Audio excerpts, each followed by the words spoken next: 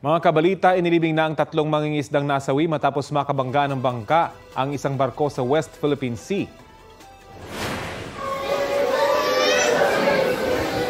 Patuloy na nananawagan ng tulong at hustisya ang pamilya ni Romeo Laudencia, Mexico, Dexter Laudencia at Benedicto Olandria.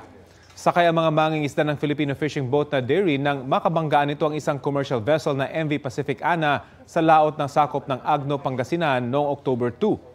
Sinabi ng Philippine Coast Guard na walang kinalaman sa tensyon sa West Philippine Sea ang insidente. Aksidente raw yan dahil sa sungit ng panahon.